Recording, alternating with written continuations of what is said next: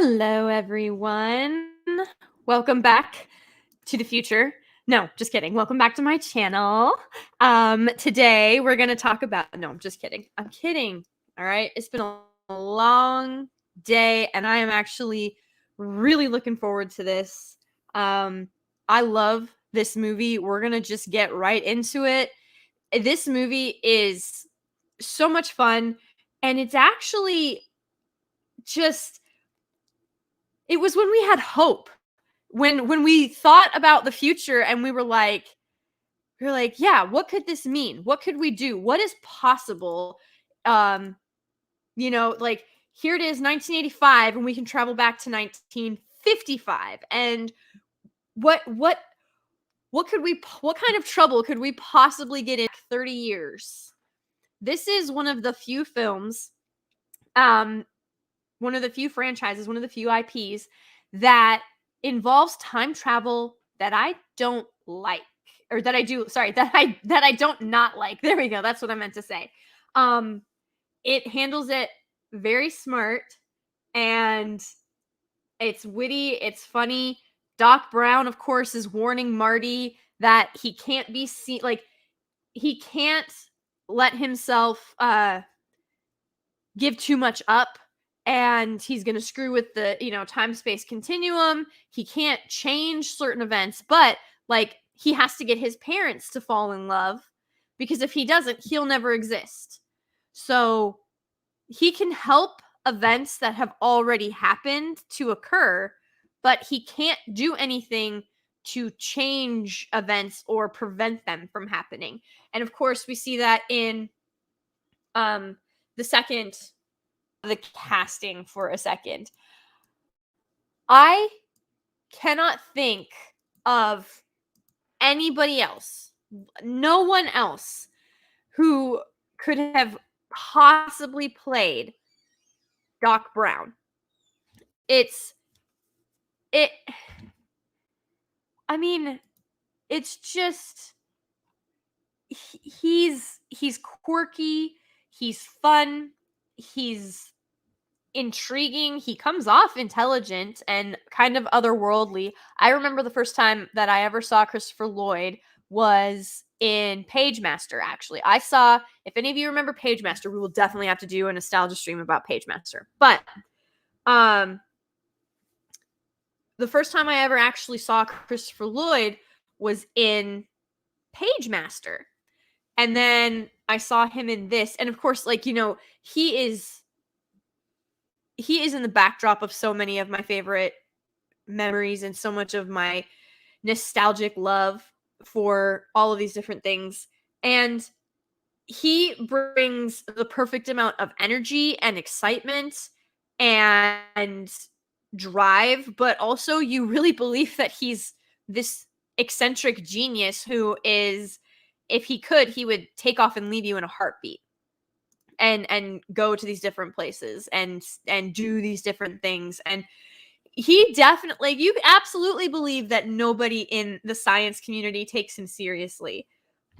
And I mean, I don't know that you'd call it his best friend, but basically his best friend is a 17-year-old high school kid. And, I think one of the most dad falls out of the tree. One of the most exciting things about this whole movie, or at least one of my favorite parts about this whole movie, is not even when the DeLorean leaves, and you've got the trails of fire behind it. I love when he gets and I know it's iconic. I'm sad it's not in the trailer, really, but when Marty gets up on stage with the guitar and just tears it up, and he starts, and of course you've got the phone call that goes on backstage, and so he actually ends up influencing that music genre to be born. So again, he didn't prevent that music genre from being born. It was already there once he was alive, but when he went back in time, he helped bring it about.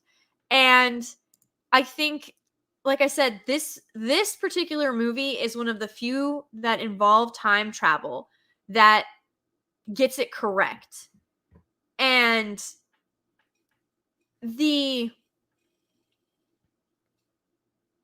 the idea that, you can't tell anybody you're from the future, obviously. Like, if someone came to you and was like, I'm from the year 2050, you're going to be like, yeah, okay, just whatever, get away from me. Or and of course, you've got the rules of time travel where it's a huge sci-fi theme in a lot of, it's a huge sci-fi theme in a lot of different franchises where you can't your future self can't talk to your past self. Now, of course, in Bill and Ted, that wasn't really an issue. That's a whole other movie of time travel that I personally also like, but it handles it differently. It's not quite as rigid with its time travel, which is fine because that was more of like a screwball comedy as opposed to what this is, which is still a comedy, but it's like a comedy action time travel science fiction extravaganza. Whew, that was a mouthful. It's disgusting that his mom wants him in the movie. Yeah, so that still makes me awkward to this day when I'm like, oh my god, like, could you imagine being in Marty's position and your mom wants to like kiss you on the lips and go out with you? Walking in a daze to enemy lines, and somebody across, like, there was someone in, I think they were on patrol or whatever, and they took pity on him, and Hitler realized where he was, and he like stumbled away. But like, or when it comes to other people, and when they go back in time, specifically when Marty goes back in time, um it's something that he doesn't really understand. Like, he's not an expert. um he's not, he's not a scientist. He doesn't have he's not a super genius like Doc. He he's just a kid. He's a 17-year-old kid. And he's trying to figure out how to get home. Of all, like, he wants to get home. How many movies today now have that type of theme in their core? You know what I mean? There's it's not this sense of returning home or finding your roots, or getting back to where you belong. It's it it was just a better time. It was a simpler time. This was a wonderful franchise that was everything about it. Even when like Marty loses all hope, Doc Brown is like, "No, we're not giving up." And then Doc Brown loses hope and Marty's like, "No, we're not giving up." And then when Marty tells Doc that, "Hey, by the way, you like invent this and you do this in the future." And it's incredible to see how much joy you can get from having, like, what, like, going back and watching this kid experience his parents as at his age. Like, look at his mom, so pretty, so popular, adored by everyone, like, and his dad, this awkward, goofy dork. And so he's like somewhere in this like weird mix, and he's 30 years in the past. He doesn't have any real clue how he's going to pull this off. He just knows that he has to. And he finds a way, and it's not because it's not because he had some incredible superpower, or he was perfect, or he did everything right the first time. He screws up so much. It's actually kind of painful. He like different set of priorities. But it's fun and it works and it meshes. I mean, could you imagine if if a teenager from 1955 got dropped into 2021 right now, they wouldn't even know what to do with themselves. They're probably like their older selves are probably still alive right now, and they're probably they might be disappointed in them. Who knows? But it's just the thought that comic books, it's an alien, it's a spaceship, and they're like, run, and he goes, well, I'm in 1955, and then of course Marty, it doesn't take that long to convince Doc what Doc was able to do, and then oh yes, Eric K. what's with the life jacket? I love that line. I'll have a tab. You cannot have a tab unless you order something. Okay, Pepsi free. Look, if you want a Pepsi, you're gonna pay. Like the slang, the language, the idioms, all of it. He like when Marty, anytime something happens, and Marty's like, "Oh, that's heavy." And then Doc Brown is like, "There's that word again, heavy. Why is everything so heavy in the future? Is there something wrong with the Earth's gravitational pull?" Like, it's he's taking it literally, and it's slang from the 80s, but of course it hasn't been invented yet, so nobody really understands what Marty is saying. His clothes are weird, his speech pattern is weird, his slang is weird, and you've got all of these things, and he's just like, he's trying not to call his mom, and his dad, his dad. That made me giggle too. I love that part. And I don't know. I don't know that I would want to go back in time and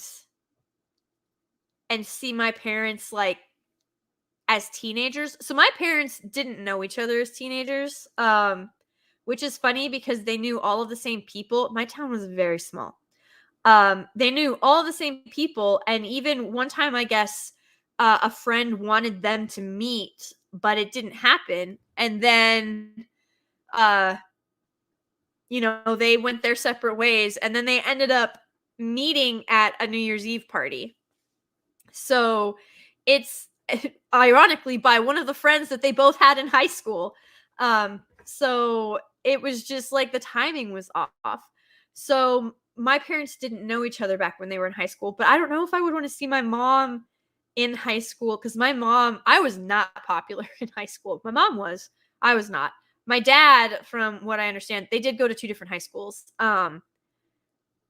My dad, he was he was a jock, but I don't know that he was super popular.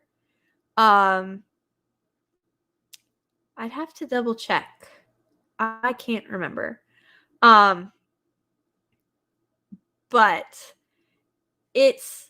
I think it's really great that, they have that they've got the story, and about how they met, and what they're what they're gonna do, and how far it's gonna go. Like, what do I have to do to make sure that my parents meet so I don't vanish? And she's really pretty. Like, she's super pretty. And the fact that you have Doc, who has literally not really changed in 30 years. It's something that adds that extra little stability to the story. Um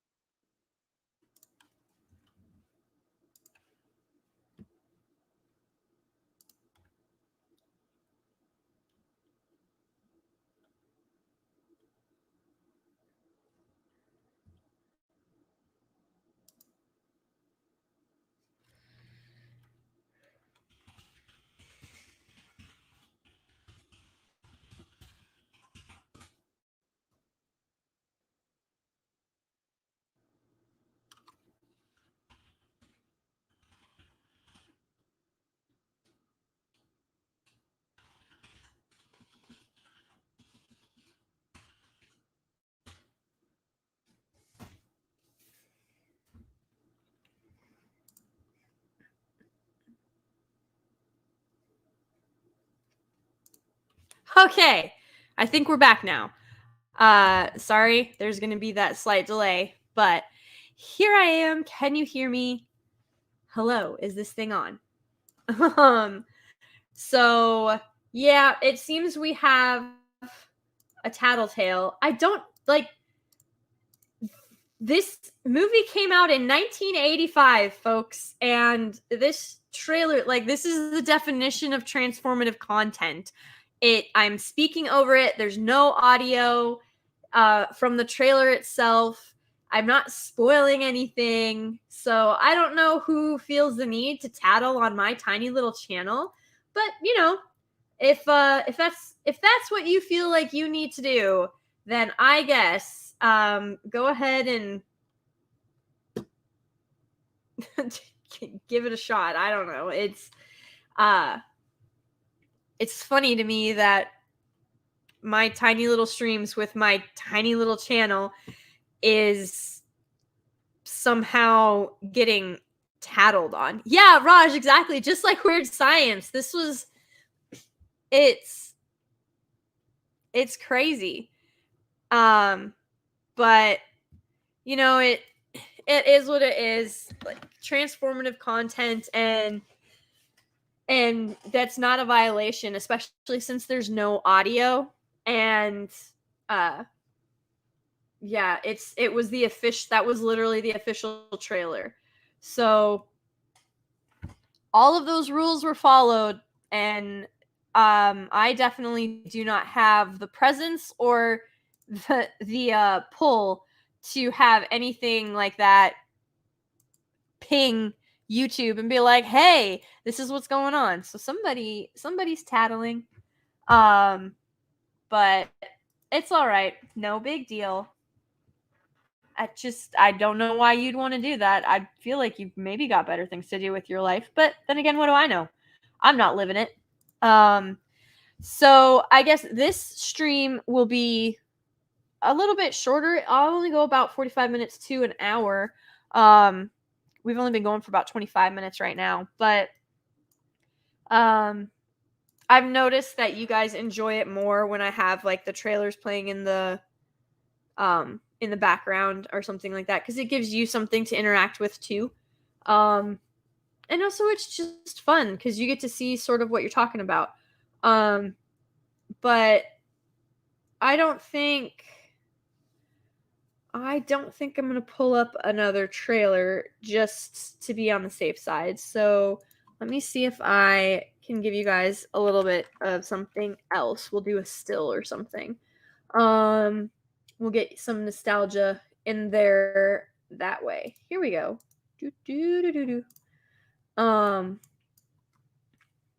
And I can do this. Ta-da! So, yeah, but this particular film, it sort of has it all. You've got the high school bully, you've got the quirky, nerdy guy who is in love with the unattainable, beautiful, kind, also weird, popular girl in school.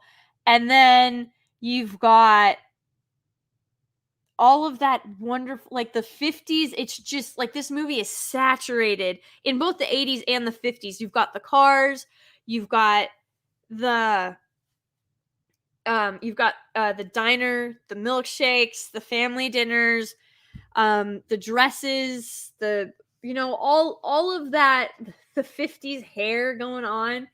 And then you throw in Marty, who is very much an 80s kid, and like he looking at Marty, he is the 80s. And he gets dropped into the 50s. And to think that this is what teenagers are going to look like and sound like in, just, this is only a one generation difference. Remember that. Like, these are his parents and then it's him.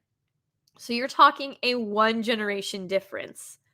And I think It shows it's pretty good at showing how adults have kind of become disillusioned, or they're not as hopeful as they once were when they were in high school and they were like, I'm going to meet the love of my life and we're going to be rich and we're going to have a giant family and it's going to be wonderful and we're going to have the white picket fence.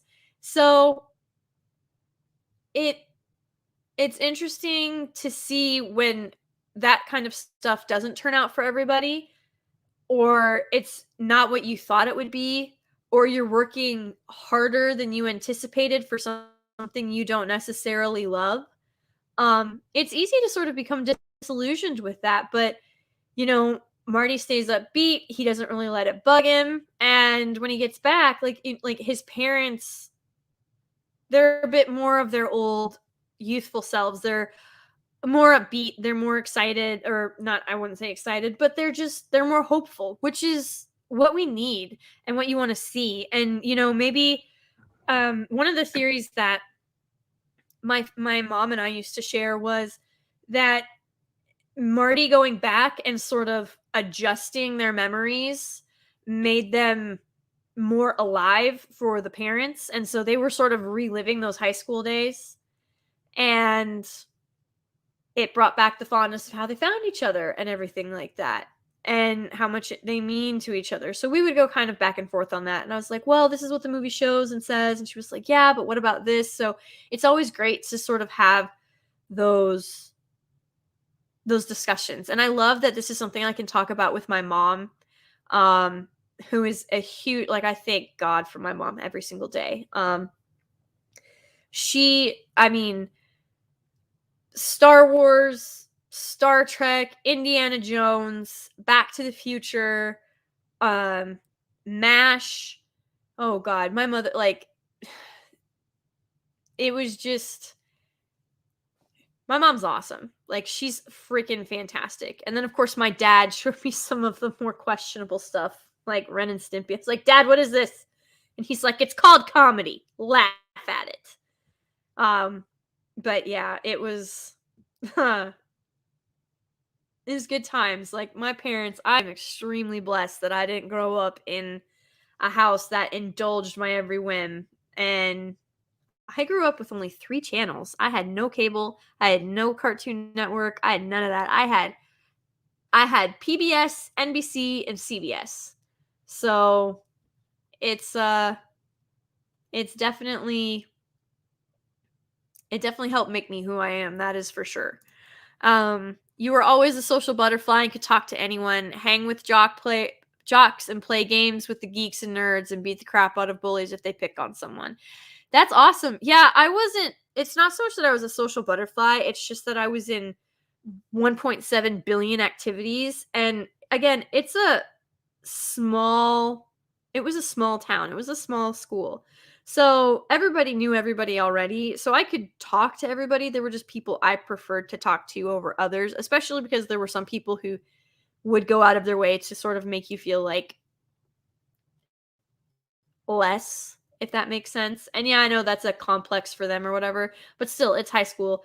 I didn't care a lot about what a lot of people thought, but there were a few people who I cared quite a bit what they thought. And so I just I would maintain a distance from them, and then I would fill my own head with what I thought they thought about me, so that I could feel better about myself, I guess. And I just realized that that is probably what a lot of these SJWs are doing right now, is filling their heads with what they think everybody thinks of them, and completely avoiding reality.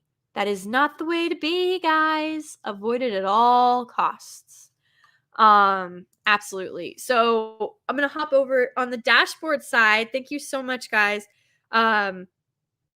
Raj for 10 Canadian dollars, and thank you so much. This was a triumph compared to most of the movies of today, in my honest opinion, of course.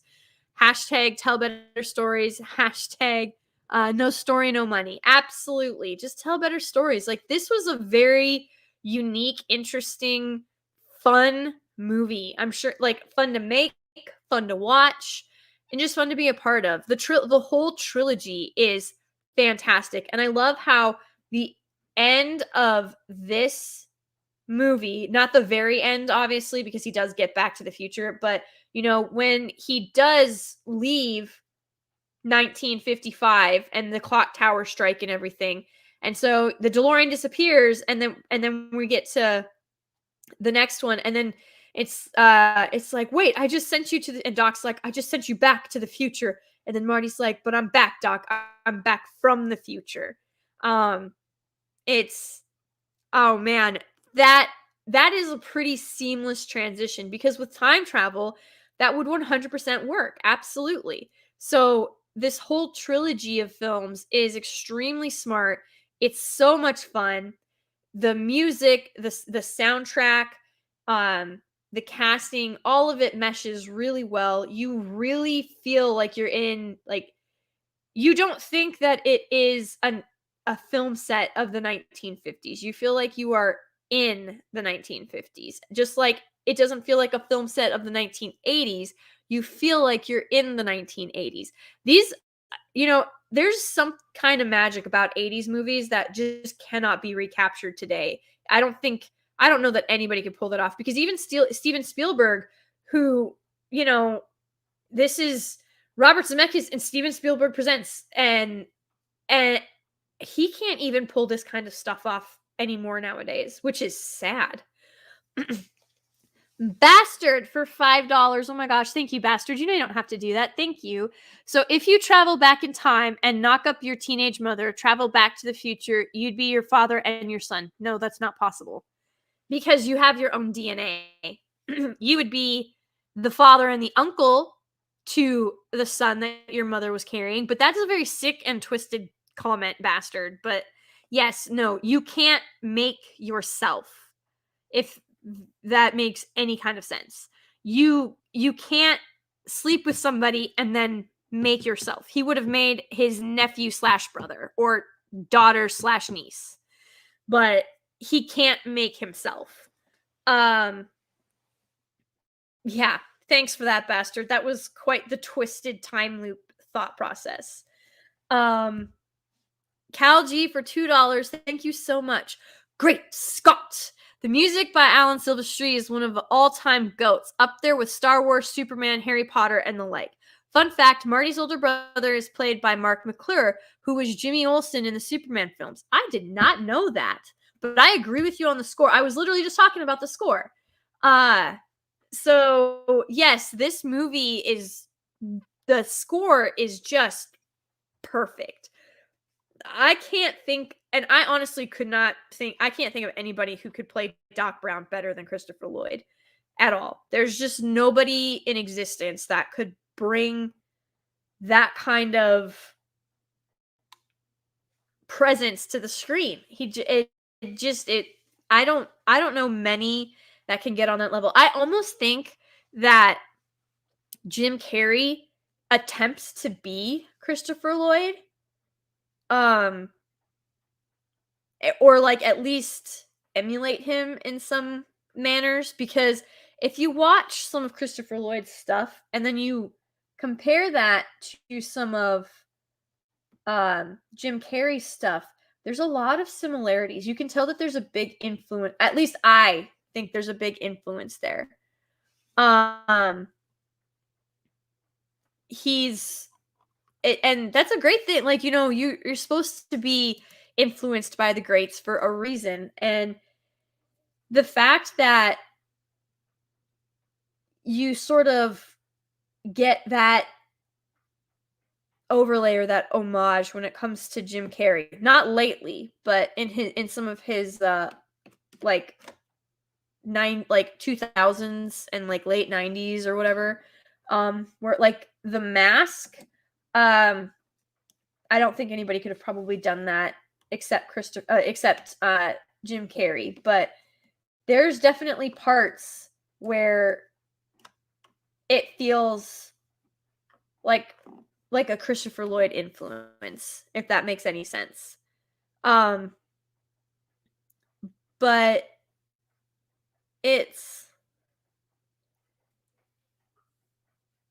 it's just, I think my favorite part is how they harness the lightning. Not my favorite part, but The fact that Doc is crazy enough to try and pull it off, and then it works. Don't try that at home, kids. Like, also hilariously, I didn't need to be told that as a child. I don't think any 80s kid needed to be told, "Don't try this at home," when it was in a movie, but hey, what do I know? Um, but can Jim Carrey play a Klingon? I think not. Probably not. That is a good point, Moons of Madness. I don't know that he could, quite frankly. Point to you and Mr. Lloyd, absolutely. But this movie did something that I wouldn't say was, I don't know that it was the very first to do it. But I can't think of another film or another movie that would have. Because you've got I'm trying to think.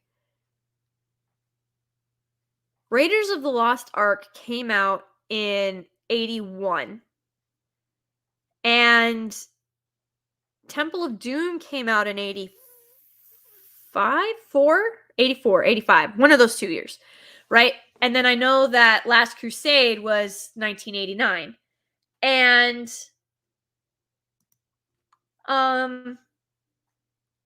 so I don't know. I don't know which one of these films would have been, because in my honest opinion, so the eyeball soup did it for me. Like, Temple of Doom wasn't that bad, but it's supposed to be a prequel to Raiders of the Lost Ark, and that never made much sense to me because it didn't really feel like Indiana Jones, if that makes sense. So of the 3 Indiana Jones film, Temple of Doom is my least favorite. I still like it a lot, but it's my least favorite. But I don't know that it had the same cultural impact that Back to the Future did. I'm not really sure. Because I wouldn't say that all 3 of the Indiana Jones films were, they didn't have as clean of an arc as Back to the Future did. And they didn't complement each other as well. I think Temple of Doom, I think with the desire to do a prequel to, or like for it to be set in a time before Raiders of the Lost Ark, could have worked. But it's the execution could have been better, in my honest opinion. So I would say if you put all 3 of the Indiana Jones films together next to all 3 of the Back to the Future films, I would have to say that Back to the Future is a better trilogy than Indiana Jones. Even though I love Indiana Jones and I would watch Raiders of the Lost Ark and Last Crusade before I would watch Back to the Future, as a trilogy, Back to the Future wins. And of course you have, Star Wars coming out as well, so that is gonna take over. But I almost, it makes me wonder, if Star Wars had not been a thing, if this, because this is already huge, even today, this is huge.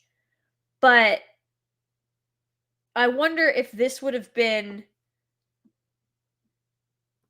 the greater pop culture giant, because even people who've not seen the original trilogy know the line, "I am your father," or "May the force be with you."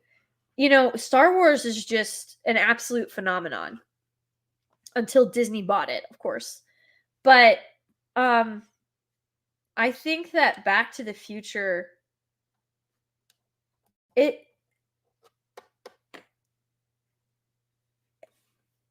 really is. I mean, everybody talks it. I think I saw it in here too. They're like, it's past 2015. Where's my, yeah, hey, Project Storytime, what's going on? Where's my hoverboard? Yep, we don't have hoverboards yet. So it, it's just fun to think about, like, how much influence shows like Back to the Future had on kids and on families and on generations. and how we still talk about the hoverboard and okay, so now we're talking about Back to the Future too. But yeah, Jaws 19, because Jaws, I mean, think about it, like this is when Jaws was out, and like he is from that time period, and so like of course, like this is Jaws was the biggest thing going on, so of course they're gonna make 19, 20, 21 of those films. And it's just it's so much fun. And I think I want to say it was Legionus, maybe, is the one that said it. But yes, this was the only time winged doors were cool. Um I would probably have to agree. These are, I mean, this movie would not have been the same with any other vehicle.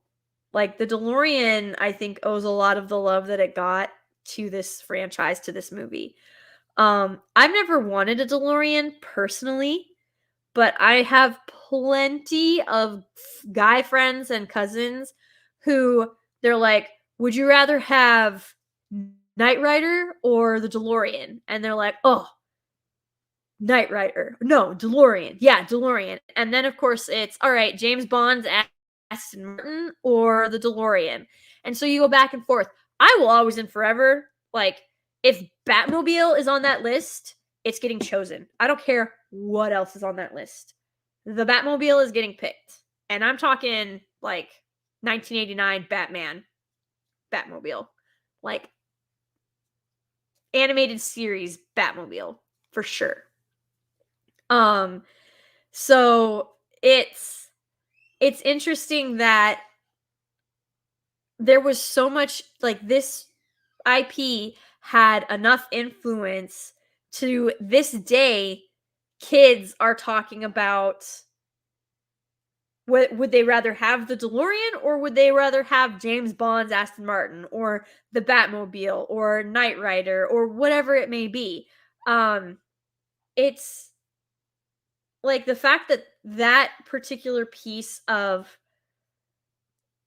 nostalgia and is so iconic, and it's still brought up in the either ors or the would you rathers. um it brings a smile to your face because this series is something that you can watch again and again and again, and you just love it every single time. But it it doesn't it doesn't take itself too seriously. That's the best part. We're dealing with some heavy themes. Like, seriously, think about this. We are dealing with time travel. We are dealing with being erased from existence, from your parents not meeting, from your brother. You've watched your brother and sister disappear from the picture that you're carrying around. Um, and you slowly watch your hand disappear. There's bullies, there's lifetime commitments, there's sexual interests going on. Like, there's all of these heavy themes are going on, and somehow they make it light and fun. And clearly we should not be screwing around with time travel. Like, Doc's got to get some stuff figured out here. um so that we we don't screw up to the point where people get erased from existence, or you completely send the world on a different timeline. I still, the crazier stuff gets and the more I look back and think about everything, I think that Gary was correct in his theory, and I know lots of people have this same theory. When they opened that black hole in the Hadron Collider in, what was that, 2012? I am telling you, realities collided because there are people in this timeline who don't belong here, and there are people in this timeline who want those people to go away back to their timeline where they're supposed to be. Um, but yeah, it's just, that's what I'm saying. Like, you never know what a decision that you make, um, how it will affect other people, the butterfly effect or the ripple effect or whatever you want to call it. Like most of us just live our day-to-day lives and we don't really think about what this is going to like what this is going to do or how this is going to affect someone because it we don't necessarily think we make that big of a decision. But when you decide to like break your routine, especially, uh you start to notice things and you start to notice people and you start to wonder and question and you you want to know more. And so you decide, hey, instead of this coffee shop, I'm going to go to this coffee shop. And then maybe you meet someone entirely new and you stop them for doing something bad or you help them do something really, really good. And it was just because you made one small change in decision. That's honestly how a lot of the biggest events in life happen is you just make a small decision, especially if it's different from one that you normally do. Uh Maybe we're the ones that slipped it through the multiverse. That, you know what? That is entirely possible. I just want to go to the timeline I'm supposed to be in, and that is not Crazyville.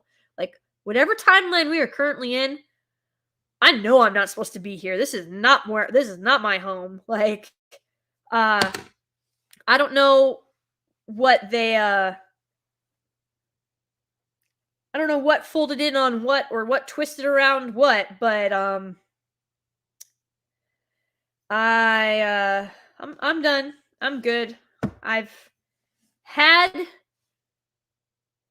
I've definitely had my fill, but I'm over it now. Let's go back to optimism and hopefulness and looking forward to the future and, treating each other better than we've ever have before in any point in history.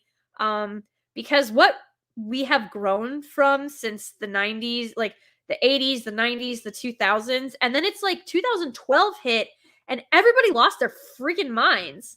You know what I mean? So, like, somebody find the DeLorean, let's hop in, let's figure out what's going on, and let's stop this stream slip or something because uh this I think that somebody broke something. We need to go back and fix it. Um yes. Show me the way to go home. I'm tired, I don't want to go to bed. Yes, exactly. Um it's just I don't know that I don't know that the snap or what have you would actually do where it takes out half the population. It makes me wonder if like the snap would just erase entire timelines or fold them in on each other. I completely and 100% reject the Loki show. I didn't watch it on Disney Plus, I'll tell you that much. And it's it's just we were moving in such a positive direction. And it's like somebody somewhere said that no, this is not okay. Like we can't have all of this because humans are meant to suffer, so let's make them kill each other again. It's like the devil would like start the devil took a nap and then he woke up and was like, "Oh, no, I need to cause chaos in all of your lives." But I don't know, it's weird. And so if someone was like, "Hey, here's the DeLorean," I would be going back to 2012 to figure out what actually happened when they created that black hole in the Hadron Collider. And like if someone had told Doc, "Hey, if you do this, there's a chance that you'll open up a black hole that could slowly begin to destroy the world." I feel like Doc would not do it. But these scientists who were like, "Oh, there's only a 1/1 millionth chance that this black hole will cause any damage to the world." And they're like, "Yeah, let's do this thing." And I'm like, "You're talking about a singularity that you're trying to contain." Like I thought the whole point of singularities of black holes is that you can't contain it. It it literally absorbs everything around it. Has anybody checked on the Hadron Collider lately? Like, didn't it break? I'm just saying. There's a lot of suspicious activity going on. It is entirely possible that everything is the elite's fault. They're like, oh, we got to blame climate change and all this other stuff. It's really the black hole that we opened because we're prideful and stupid. But see, that's me being cynical. That's me being cynical. I want to be hopeful once again. Give me stuff like Back to the Future.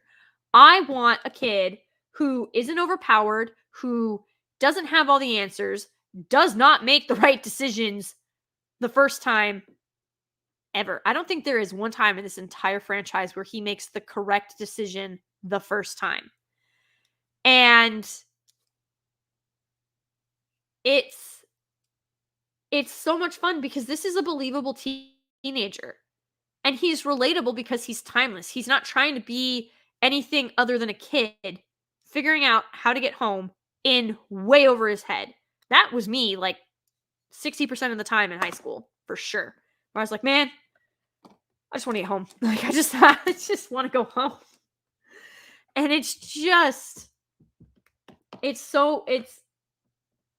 I don't know. It makes me miss when movies were good, when movies were fun, when you would spend, $2.75 on a ticket and wouldn't think that you wasted your money. And when I went to the theater and for Venom and I had to pay like $10 for my ticket, I almost cried. I grew up where matinees were $2.75 and night shows were $3. Sometimes if it was like a big show, I remember I had to pay $3.50 for Harry Potter. But like, that's just crazy to me that it's gone in that short amount of time, because it wasn't that long ago that was. And now everything is more expensive, but less value. It's nowhere near the quality that it used to be. And when you go back and you watch shows like Back to the Future, Indiana Jones, Star Wars original trilogy, TMNT, Batman, 1989 like it's not even close. The storytelling, the effects, like how is it that the technology that they lacked didn't stop them? It's because they were creative. Now everybody's just lazy. And it's just, I mean, you can tell that the passion, like whatever fuel, whatever flame of passion there was in Hollywood, it has gone out for a lot of these people, which is sad because it has affected the quality of the work. And when you watch like Back to the Future and you compare it to something of today, it's literally like it came from not even two different minds or two different genres or two different worlds. If you watch a sci-fi movie from today and compare it to Back to the Future, it's like you are completely different universes. What is this matinee you speak of? My local theater hasn't had one in years. I miss cheap Tuesday matinees. Yes. Tuesday matinees were $1. This was just the theater in my town growing up. It was in the mall. It was in the mall. And it was fun. Yeah, like I would spend $1 on Tuesday matinees, and then the normal matinees were $2.75, and then night shows were $3. And then, but like I said, if it was something big, you'd pay $3.50. And then I remember I went into the Marine Corps and I came back and they suddenly wanted $5.50 a ticket. And I was like, you've got to be kidding me. And it's just slowly gone up from there, which is just sad. Because you're not getting the same experience or emotion or fun that you did when something like this was in theaters. The drive-ins. Okay, I'm actually not that old, Legionist, but Yes, I have been to a drive-in, and it was obviously a more like, it was purposely set in, like, a nostalgia setting. Um, but yes, I have been to a drive-in. It was a great time. I always wanted to go to one as a kid because, like, you had the Flintstones cartoon where they, like, pull up and they put the speaker right there or whatever, and then Dino pops his head out of the top. It's so great. And then you've got, um, so this is a chance to really like movies like this where you can get immersed in it, where you don't like, you can't it doesn't when you're looking at this movie, it doesn't look like it's a set of the 1980s. It is the 1980s. And when they go back to the 1950s, it is the 1950s. It doesn't look like a set of the 1950s. So you can get completely immersed in this world, in this setting, and enjoy yourself and really believe that you're in the 80s or the 50s and that you're in the DeLorean and you're going on this crazy adventure. And when you see the shell shock for Marty when he is just trying to figure stuff out and get his bearings, and then you've got Doc pointing out the stuff like heavy, and he's like, what is that, like, what is that, why is that a thing? And so you really see how the two don't they understand each other to a point, and then you've got that disconnect because you have these you have these different experiences, you have these different reference points, like Doc Brown in the 50s is not Doc Brown in the 80s. He doesn't have the same reference point or as many reference points as he did back in the 50s. Marty has none because he wasn't even alive, you know, which is probably why he tries to find his parents all the faster. But the end, like I said, the end of this movie, you're excited for the next one. You believe that this is gonna turn out good. And then when you get to, like I said, the way that they handled the transition with the next film where Marty leaves in the DeLorean and you see him go, and then Marty runs around the corner and he's like, I'm back from the future. It's so seamless. And it wasn't a retcon. It wasn't trying to shove something into the story that couldn't fit or didn't belong there or to undermine what had already been established. It built on the story, it built on the world, and it helped like the first film is the foundation for the entire trilogy. They never undermined it, they never undo it, they never try to fix it. It is the cornerstone for the whole trilogy, and they build off of that. And so it's just so much fun to be able to watch something like this and truly enjoy it and get lost in it. I can't recommend, like, I don't know anybody that hasn't seen these movies, but if you haven't, or if it's been a while, or even if it hasn't been a while, give these a watch. This is actually my family, this is one of the trilogies that we watch at Thanksgiving. This is a family tradition to go ahead and watch. So I watched this every Thanksgiving growing up. We would watch the first one on Thanksgiving Day, and then it was football. And then we would watch the second one on Friday, and we'd watch the third one on Saturday, and then we would start in on Indiana Jones. So yes, I can't recommend Back to the Future enough. The score is fantastic. The story is intelligent. The time travel actually makes sense, and they do it seamlessly. It's a great time for everybody, and your kids can watch this. Like, there's nothing really in it that you wouldn't be able to let them see, basically, or you'd feel like they shouldn't watch. There's a lot of corny dad jokes, though, and I am here for it. So much cheese. I absolutely love it. Project Storytime. This isn't Mythica Unsubbed. January Project Storytime. I'm going to do all the Mythica movies every Thursday, so be prepared. We're going to focus on it. We might actually just split it into 2 Thursdays. We'll have to see. But So yes, my final assessment, if it's been a while, if you've never seen it, or even if it hasn't been a while, go give this movie a watch. Christopher Lloyd is brilliant. He, Michael J. Fox is fantastic. The whole cast meshes really well. You're gonna absolutely love it and enjoy it. And it's real, like, when I watch this movie, it really does help me just like forget for just the briefest moments all of the crap that's going on. You get to just enjoy.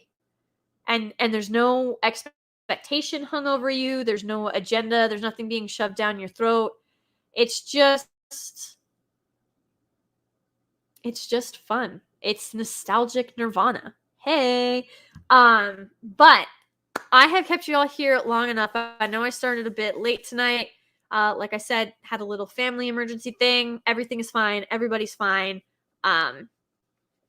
So I do apologize for that. But next week, a week from today, is Thanksgiving. So I will do a stream. It's going to be early. I mean, it will be like Thursday morning early, somewhere probably between like 9:30 to 10 a.m. Central. Early is what we're talking. And next Thursday, because it's Thanksgiving, we're gonna talk about one of my favorite movies. It's gonna be Home Alone. I can't wait. And anybody that comes at me and is like, it's a Christmas, look, Thanksgiving is here. We start watching Christmas movies. You watch Charlie Brown Thanksgiving in the morning, and then you watch Home Alone. And then you watch Back to the Future, and then you watch football. Okay? So, yes, we will definitely. So, next Thursday, I will stream. Like I said, it's going to be earlier in the day because I have a whole bunch of stuff to cook and do and make and everything. But yes, next Thursday is going to be Home Alone, and I can't wait. And then, oh bastard, not only are we doing holiday films, we're doing Christmas films. We are 100% doing Christmas films. You best get on board, sir, because it's happening. It's happening, and it's going to be glorious, and you're going to love every single second of it. Every single second of it. Yes, bastard, Thanksgiving is next week. It's next Thursday, the 25th. So, I can't wait. I'm really excited. Oh yeah, no, I'm done with football too. I'm just saying that's what I did as a kid. I'll probably go out and like play football, but I won't be watching football. I'm gonna watch Home Alone though, you best believe. And I'm gonna watch Back to the Future. I don't need to change your mind, Shane, because Die Hard is a Christmas movie. 100% it is a Christmas movie. But you have things. Well, I can't help it that you're up in Canada. All right? Thanksgiving in America happens in November. All right? All right. I'll have some turkey for you, Chris. But yes, no. So American Thanksgiving is next Thursday. I'm super excited. I can hardly wait. Thanksgiving, I love Thanksgiving. I don't know if I love it more than Christmas. See, because it's basically Christmas, but you don't have to worry about getting presents for everybody. You just eat and pass out. And then eat some more. Oh, no, but it's going to be a blast. I'm really looking forward to it. I should have a video out in hopefully the next couple of days. Razor Fist is on FNT tomorrow night, so that is going to be a blast. And then Saturday, I am... I don't know if this is a for sure thing yet. I got to talk to a couple people. So I streamed last night. I did a book cover stream. Many of you were there. If you weren't, you can go check it out. But what I'm referencing is we were talking about book covers. And I had mentioned to, and I was streaming with Stig Kenobi last night. But we were talking about modern book covers, and Twilight came up. And so someone was like, yeah, there's an apple on the Twilight book. And I was like, what? So I typed in Twilight book cover. And there's an apple, there's a ribbon, there's a flower with blood on it, but the petals are feathers or something. It was weird. And then there's chess pieces, and then there's a pomegranate. Not like, I don't know how far into the stream it actually is, but not only did I find out that there are 5 books, but there's 5 movies. I thought there were 3. I thought there were only 3 movies. There's apparently 5 movies. But I was not happy to find that out, because I've not read or watched this series. But it seems like the rot of the nihilistic YA postmodernist BS that we are getting nowadays can be directly traced back to this. I don't even really want to call it a franchise, but I guess that's what it is. To these things. And so my plan is that I'm going to watch it and I'm going to live react to it. And I'm curious how that's going to go, really, because the chat then started telling me stuff. I don't think I really want to watch these movies. Because, yes, Raj, apples, keys, fruit, and chess, and birds, and crowns, and swords on maps. Like, it's just crazy. Yes, Raj, that's evil. Don't do that. Blindfold. It's not a ribbon. Why is it a blindfold? That makes even less sense, Chris. Chris Persia, what are you doing to me? And how do you know that? What is happening? Legionist? No. Just no. But, know thy enemy, I guess. And I know that the chick, I just call her the Twilight chick, or like the mouth breather chick who was Snow White, is in this series.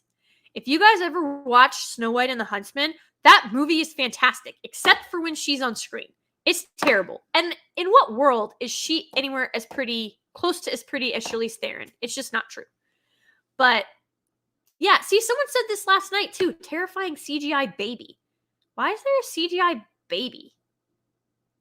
Okay, look, guys, I'm going to be perfectly honest. I don't care. And Kristen Stewart.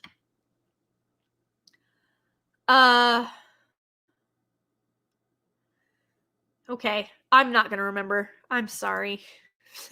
Bella! Adrian! Is that kind of thing? No? Legionist? Yeah, I'm not gonna remember that. I blame 50 Shades. The first one came out, wait for it, in 2011, the year before the Hadron Collider turned. Coincidence? I don't know, Chris Persia. I don't know I'm specifically saying that YA and the nihilism and the postmodernism and everything like that seems like we can pretty well root that sucker back to the Twilight Sparkle vampires. And I hate them. Dang, Eric, tell me how you really feel. Yes, so I will be watching these movies. I don't know if it'll be this Saturday or next Saturday. I'll let you guys know. But I do intend to live react to these movies. And I'm actually kind of terrified. But we'll see. So this was fun. Back to the Future is incredible. You guys will love it. It will literally make your whole day better. It simply, there's just no way it couldn't. So thank you so much for stopping by tonight. We kept it nice and short. And I appreciate everybody that came, everybody that donated. I words cannot express how much I appreciate your support. And go